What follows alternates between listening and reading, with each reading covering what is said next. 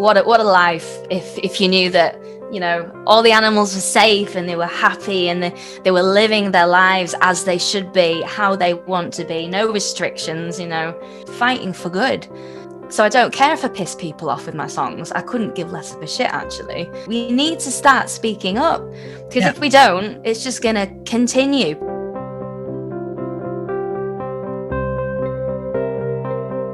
Hi beautiful beings, it's Rebecca, the Vegan Pixie Warrior, and welcome to my YouTube channel. Today I'm talking to a musician, Jen, and this is another great way of becoming active for the animals. If you are musical, I'm not. I can't play any instruments and my singing voice sounds vile, so I'm not going to show you that here. But I'm hoping you'll enjoy this video, and if you are a musician and you want to get involved in making some music and writing some songs that will help people make that connection and sow some seeds, then watch this video for some hints and tips. So I want to introduce the vegan Queen Bee, who contacted me about doing an interview on my channel for her activism. So welcome to the Vegan Pixie Warrior channel. Yeah, well, thank you so much for having me. How are you today? I'm pretty good. I'm in the middle of something happening with some pigs in the village I'm living in, so that's kind of on my mind a lot at the moment. But aside from that, I'm pretty good. Thank you. Good. So the first question I ask everybody is, when did you go vegan, and what was the trigger for you? So I was vegetarian for a long time. I went vegetarian when I was 8 years old, and that was purely. I think I saw some footage of an abattoir on television, and I was obsessed with animals. I loved animals, and I just sort of made that connection. Why would we put an animal, an animal that we love? Why would we do this when it's unnecessary? So that happened when I was 8, and I feel really bad about it. But I never questioned, where did milk come from? Where did eggs come from? What did it mean for those individuals, who were providing these things? Never crossed my mind, which I feel incredibly guilty about. And it was only it's 5 years ago I moved to London, and I started working in a music venue, and there was a couple of people there who I became friends with, and they were vegan, and they asked me, so you're vegetarian, but why aren't you vegan? And I sort of said, well, why would I be? And then they gave me some information, and I started seeing this guy who, he wasn't vegan, but he had showed me Cowspiracy, and I saw earthlings and forks over knives, and it took me no time at all to realize I wanted to take this step. And I was sort of in the process of moving house, so I thought, well, as soon as I'm in this new house, just everything's going to be vegan. And yeah, that was it. It was, for me, very easy in the end. Yeah, I think it's probably one of the easiest things I've ever done. I ate meat for 40 years, and I went vegan overnight after watching a film as well. So those people that asked you, why aren't you vegan then, did you find that they were pushy, or are you kind of grateful now for making them question your thought process? I'm so grateful. Honestly, it's the best thing I've ever done. And as I say, I'm sorry I didn't do it before. I didn't look into it before. It took me this long. But yeah, I'm incredibly grateful that they questioned me about, you're vegetarian, you say, for the animals. What about this? Better late than never. Absolutely. Yeah. A friend of mine who is 83 now went vegan at 66. So brilliant. It's never too late, is it? Never too late. No, absolutely. And whereabouts in the world are you based now? So now I'm in North Yorkshire, which is actually where I grew up. I moved back up at the beginning of the pandemic, as I could, all the music venues closed, so I could no longer afford London rent prices. But I was ready for something else, and it's quite strange actually being vegan here now, where I grew up in the Yorkshire Dales. It's a very different experience from how it was before, when I was just vegetarian. Yeah, I bet it is. I bet you're surrounded by farms everywhere. Yeah, it's super bittersweet. You've got this beautiful countryside, even though it is segregated by dry stone walls, which is an issue. But yeah, just everywhere now that I look, I've got a little rescue dog, and we go out at least twice a day, and just wherever you go, there's going to be some form of animal exploitation. animal abuse even, but what, regardless of the conditions of these animals, they're all going to end up in the slaughterhouse, and it's horrendous. That's it. I kind of find it a bigger portrayal when they are actually free range and have had a good life. I find it more of a betrayal because the farmers gained their trust and then he sends them away to have their throats slit. At least the animals that are in the factory farms are getting some kind of release from the torture and pain and agony that they're in. Not that that makes it okay, but to me, that's how I feel. And so how long between becoming vegan was it until you became an activist? So I do my activism work through my music. It was just sort of a natural thing. I've been a songwriter for a long time, and I went vegan, and I just naturally started writing songs about animals, songs from their perspectives. And it wasn't long. I can't exactly remember, but I'd say maybe a year after going vegan, I just really started getting into writing these songs. And as I say, it just sat down, and it's just something I needed to do, and I've done it ever since. And it's now what I just want to spend my life doing, because it's just so important. Yeah. The animals just have such a rough time due to us, and this is so simple to turn it around. It just takes an individual to change. So that's what I'm just going to keep on doing that forever, and hopefully we can get somewhere with it. Definitely. I mean, I found one of your songs before you contacted me. Actually, I discovered the Christmas song that you wrote recently, and you're sat at the piano, and it's a stunning video. And I'm trying to remember what Christmas song it was now. Have yourself. That's it. A Merry Little Christmas. It was really good, and it was really beautiful, and the words were very poignant. And I actually sent it to a friend who's suffering at the moment with some anxiety to try and help him out and give him a little bit of joy, and know that we're not alone in this, because sometimes it does feel like you're the only vegan in the village and you're the only one fighting. I mean, especially where I am, it really feels like that. But yeah, it's a message for vegans, because I'm so grateful for everyone who is a vegan. Obviously, I'm more grateful for vegans who are, active in what they're doing and trying to spread the word, but I'm just so grateful to people who have made that conscious decision to cause less suffering in the world. It's just so important. And I get it was partly this is my present to you vegans. I really appreciate everything that you do.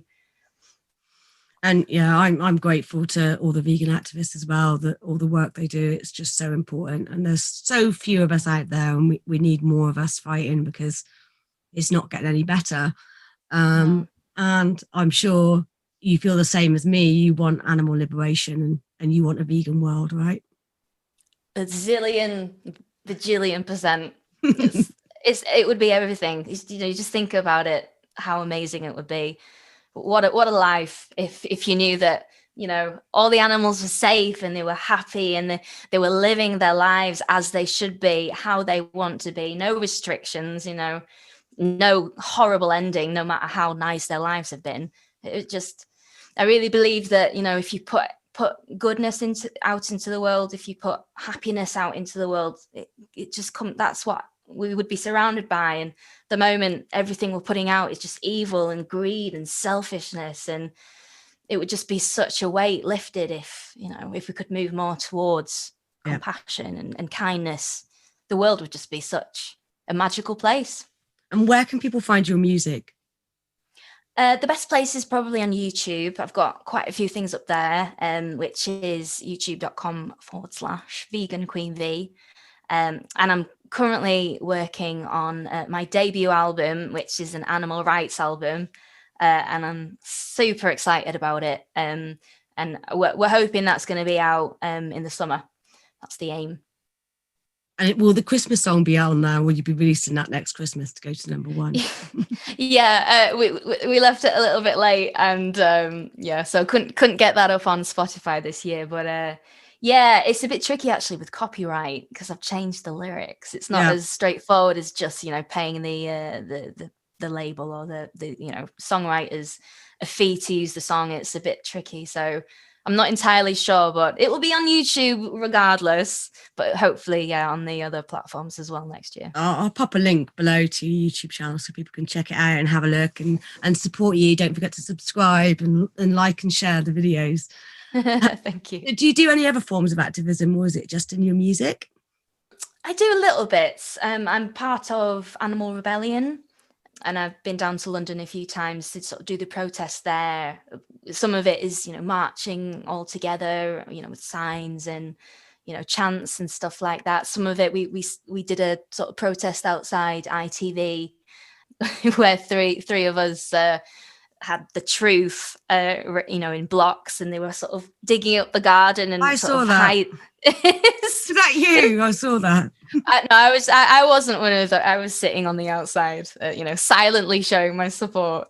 But things like that, I just, just even if I'm just another number in the crowd that are there, we need the numbers. We need to show that it's not just, there's not just a few of us who are wanting things to change. There's a lot of us, and Yeah. I really feel that, even if you just go there to stand, with a sign or whatever, that's, better than just staying at home and watching it on the internet. 100% agree. I mean, I feel the same with, I did Cuba Truce for 2 years. And when we had like 4 or 5 of us there, the impact wasn't as good. And then at the start of this year, before lockdown, we were getting 22 people turning up to every event. And it was brilliant because we had a large cube and the public really take notice when, there's so much power in numbers. People are going to listen to a group of 22 people rather than a group of like 3 or 4 people, or they're going to listen to a crowd of thousands doing a march than they are, 20 people marching through the city. So Absolutely. we need the numbers, definitely. Yeah. I did my first AV event about 2 weeks ago or 3 weeks ago in Leeds. It was absolutely freezing, but I was so happy to be there and to be a part of it. Because I've not done so much activism, person to person, if that makes sense. I just wanted to be there and, holding the screen, sort of listening to the conversations. I mean, what I do now is every day when I'm eating my breakfast or whatever, I'll put on Earthling Ed, or there's a lady called Claire Mann. She's a wicked psychologist, and she's done loads of talks and videos. And I just listen to people, activists, and listen to their conversations. So because you find that the same things come up, don't they? The same excuses, the same questions, and you just need to be well versed in how to respond to those. So I guess that's where I am. I feel like I'm ready, and obviously I do have interactions with people, and I do my best to sort of show why veganism is the way we should all be going. But in terms of the cubes of truth, I want to do a few more where I'm just listening, and it is important to be there, as you say, for the numbers, but also to physically hold the screen so the public can see, the footage of what is happening. Definitely. I mean, I always used to say to the volunteers, like, the most important part of the whole event is the cube, because if people aren't standing there holding the screens, people don't see it. And I've recently started running a group in Bristol called We the Free. So I've moved away from the Cube of Truth, and I've heard about that. They had one in Leeds, but it was the day before the AV, so I had to choose which one to do. But I'd love to be involved in that too. Yeah, that was the first one, I think, in the UK, and then we had the second one here in Bristol. So it was really good. And it was, it's the same sort of thing, but it's slightly different. They've got bandanas instead of masks, and it's still just as effective, but the analytics are great. So you can actually track how effective your activism is. But it's funny you say, I watch YouTubers all the time to get tips. Earthling Ed's 30 days, 30 excuses is a brilliant one. Yeah. It's all the answers that you can need on that. But it's about learning and growing all the time, definitely. Absolutely, yeah. And another thing I've done is I just made because I go running a lot with my dog. I've made like a little high vis jacket where it says, it's got a picture of a cow and it says "Go vegan," and then on the back it says plant powered, or powered by plants. Because I think it's important. These people in this village, the most anti-vegan village you could think of, most of them won't have even heard of veganism, and I feel it's important to show these people I'm fit, I'm healthy, I love running outside, and it's important they know that I'm eating plants, I'm not eating animals. And this, I'm super fit because of the plants, nothing to do with the animals. So I think little things like that. I've got a sign in my window that says "Go vegan." Just the more people can see vegan or plant-based, the less they can sort of, say, "Oh, I'm ignorant to this. I don't know what this is." I just want it to be in people's faces so they can't ignore it any longer. Yeah, agree, 100%. And how did you find out about, how to get involved in events like the events with Animal Rebellion or the Cube of Truth? How did you find out about them?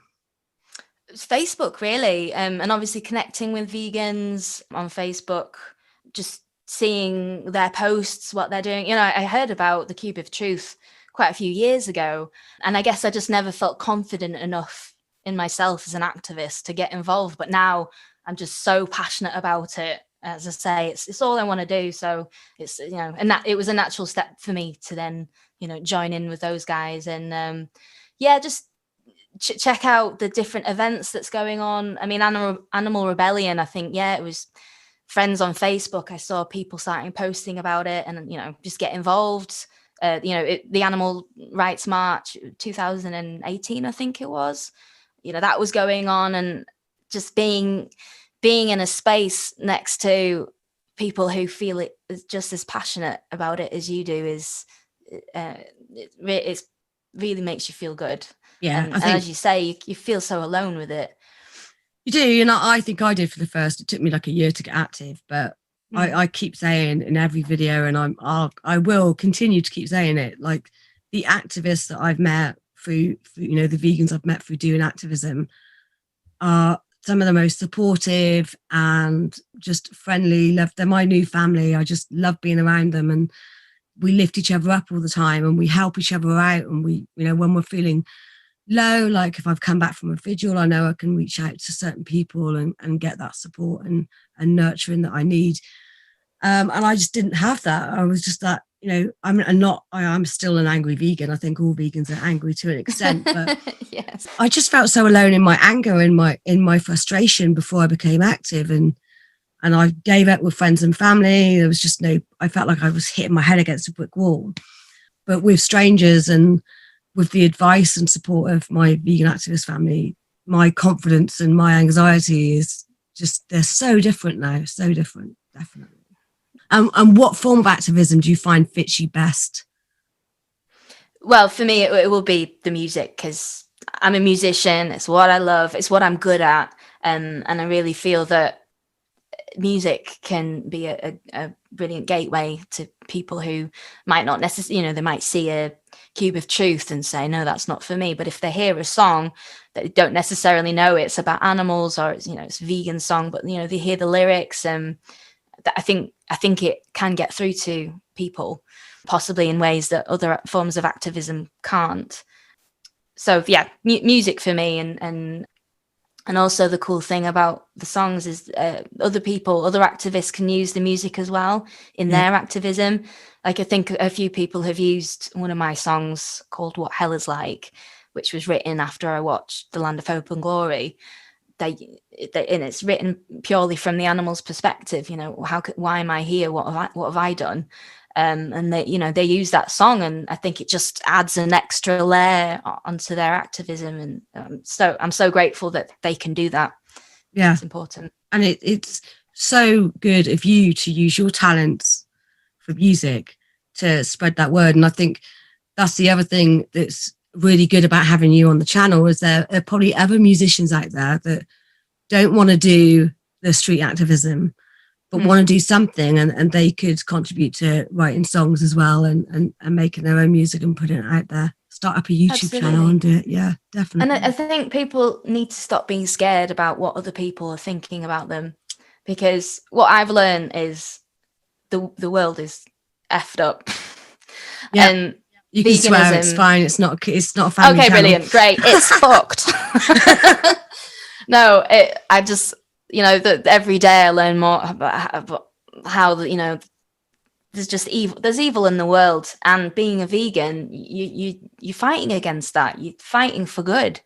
So I don't care if I piss people off with my songs. I couldn't give less of a shit, actually, because I know what we're doing is the right thing, and it's what animals need, it's what we need, and it's what the planet needs. And everyone, as you say, everyone needs to stand up and say what you're doing is not right. What Yeah. we're doing as society isn't right. What we're doing to animals isn't right. How we're lying to people about meat and dairy. Meat and dairy give you cancer. Like, it's not good for you. We need to start speaking up, because if we don't, it's just going to continue, because the people who are, spewing these lies, they don't care. They just want power and they just want money.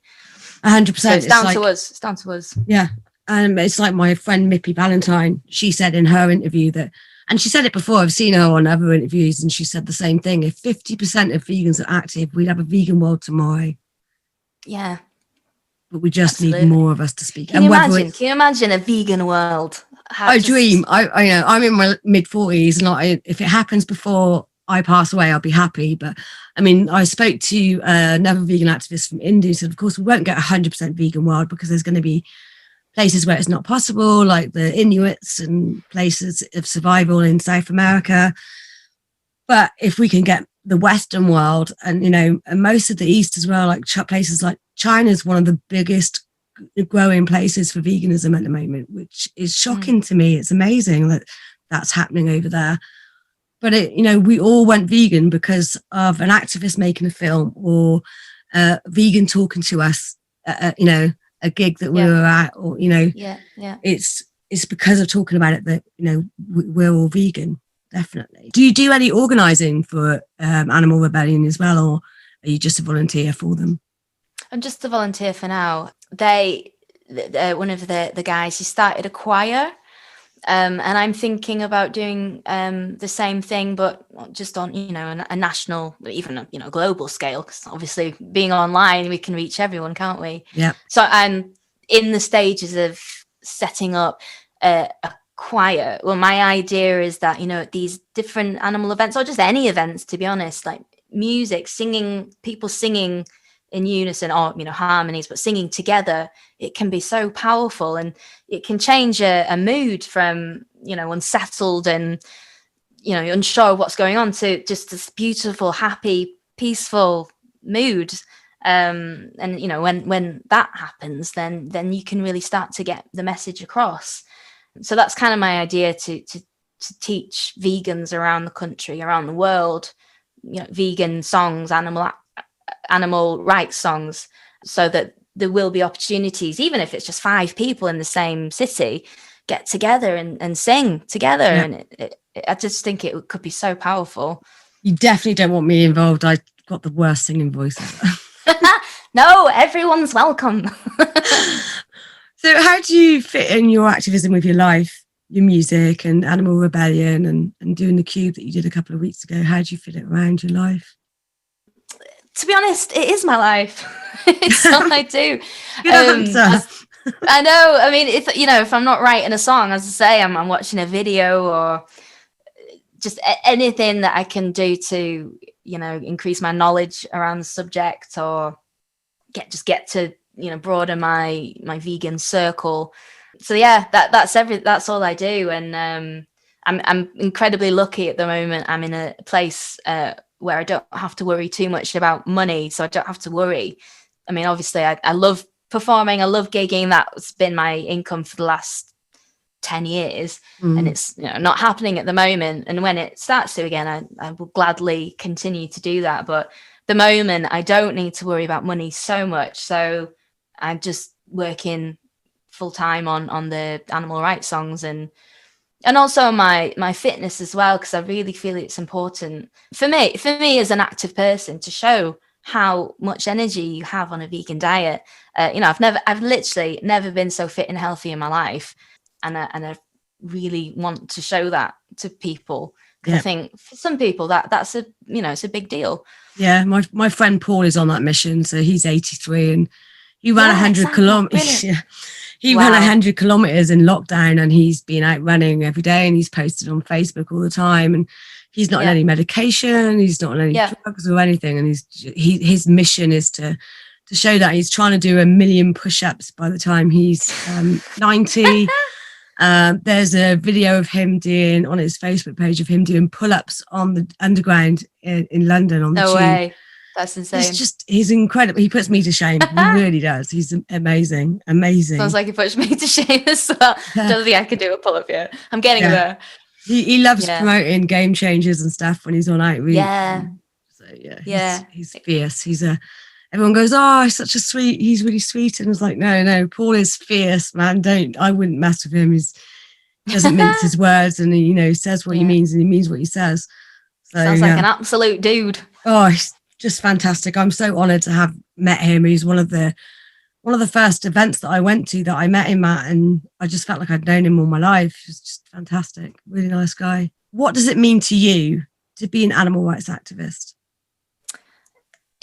It's everything. As I say, I've always just, I went vegetarian when I was 8 because I love animals, and I thought this is the right thing for us to do. I've just always had this thing in my inside that this is the right thing, this is the wrong thing. No, nobody ever said, oh, it's not right to kill animals. I just know it's not right, unless you're in a situation where it's life or death for yourself, and in that situation, that person can make that decision. But that's not the case, is it, for today for most people? So it just is life. It's it's for the world. We need a vegan world. What's the rate of animal extinction? Wild animals. It's from watch the David Attenborough documentary, and I've forgotten what he said, but the rate of extinction is insane. It's ridiculous. I mean, we're losing what it is to be alive. We're losing the beauty of the world, and it is so magical, and we're just destroying it. We're destroying it for us, but we're destroying it for the animals as well. Every species. Living thing. Yeah. So for me, there's just nothing more important than going vegan, but being an activist. Same. I feel like I found my calling. It took me 40 years to find it, but I definitely live for it. I look forward to it. I've got an event on Saturday, and lockdown has been so tough for me because I can't do online activism. I get frustrated, and I just get angry, and it comes across. And so I'm much better out on the streets talking to people face to face. That's where my strengths are, and that's what I love doing. And that's brilliant. That's so brilliant. And as I say, I think I'm ready, but I want to hear a few more conversations in that context. Yeah. Because obviously, speaking to a friend is very different to speaking to a complete stranger. It's so much easier. I swear, it's so much easier because you don't have that investment in the relationship, so you don't tend to get. There's no kind of confrontation as much. I mean, don't get me wrong. I've had confrontations on the street with some people, not many, but my last Cuba Truth was not great. I had a conversation with a woman, a girl who had no idea. And by the end of it, it's like, just go away and have a look because you haven't got a clue what you're talking about. And I walked off.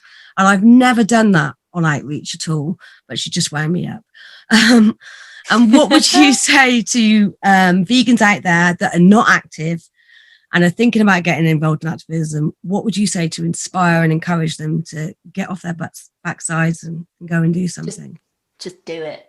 Yeah, just do it. And there are so many different forms of activism you can do now. As I say, just me wearing my high-vis jacket, that is showing the people who see me running past, that is showing them I'm a vegan and I'm fit and I'm healthy. And I'm going to tell the world I'm a vegan.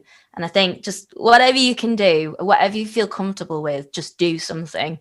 And don't be afraid. Don't be afraid. People get angry. People are going to call you names, and people are going to be fucking horrible to you, actually.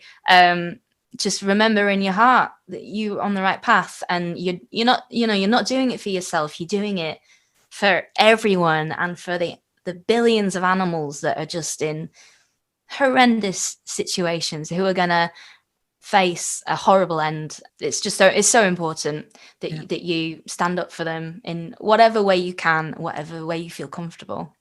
Yeah, definitely. I mean, getting shouted at and being called bad names by a few people just because you're speaking up for the animals. It's got nothing compared to what they're going through every day. Exactly. I mean, obviously you don't want to dwell on it because then you just will be in a cycle of depression. But if you remember why you're doing this, then it's easy. It's easy. And just remember that people have been the society, we're told this narrative, and people like to stick to that narrative, and they don't like it when it's questions, and they get scared, and then anger comes out and all this horribleness. Just remember, it's not you, it's them, it's their conditioning, and what they know, that they like what they know, and they want to stick to it, and they don't like it when people say, actually, that's not a great way to live because of A, B, and C. And you are going to get people being nasty to you, but yeah, I try and remember society. Yeah, I try and remember what I was like before I was vegan, and I was that person. And then so I kind of think of it from their point of view, going, well, I was in their shoes once, so how would I have liked to have heard about it? How would I would have liked to have been told the truth about it? Yeah, well, and that's the other thing that really gets me. It's veganism. Yes, it's obviously helping the animals, but it's helping you so much. As I say, I've never felt so good, even though I'm going through stuff with my family right now, which is making me feel horrendous. But mentally and physically, I just feel so good, and I feel like I'm doing the right thing. And you shouldn't be doing it for yourself. You do it for the animals, but it really it just helps everyone and everything. Yeah, that's definitely a bonus. I mean, you can be an unhealthy vegan and eat fast food all the time. Of course you can. And that is your choice. Yeah. And I definitely feel better. I've got a heart condition, and I've been told not to come back for 2 years for a heart checkup. So it's definitely, had a massive impact on me. That's brilliant. But, yeah. And the impact on the animals by going vegan outweighs everything else for me. Well, I had an eating disorder for basically the whole of my life, and it was only when I went vegan that I finally stopped. It stopped, and it wasn't really a conscious decision. Okay, I'm going to stop now, because obviously I've tried to get better throughout my life, but there was just something I just didn't. I don't know. I didn't have that weight anymore. I didn't feel that guilt. I'm not sure exactly what it was, but yeah, I'm cured. That's amazing. I'm so happy for you, because eating disorders are such tough things to overcome. So well done to you. Yeah, well, it's veganism. It really is. It really is. Yeah. Well, I want to say a massive thank you for reaching out to me and joining me today. And I'm hoping that listening to you, people out there will be inspired to get active and reach out to you and get involved in your local area as well. Yes, please. If you want to send me a message, if you're struggling, or for whatever reason, I'd love to hear from you. Brilliant. And don't forget to check out her YouTube channel and share her music everywhere, because it's beautiful. You've got a stunning voice and you're a very talented woman. Thank you very much. Thank you. You're welcome. So I hope you enjoyed that. If you have been inspired to make some music or create some songs, then please comment below. I'd love to know. I'll pop a link below to Jen's YouTube channel and some of her music below here as well, if you want to get in touch with her and get some ideas and be inspired by her videos. Thank you to my Patreons who support me on my Patreon page. And if you want to support me in making more content, then check out the link below. Don't forget to hit that subscribe button, like and share this video, and I'll see you next time.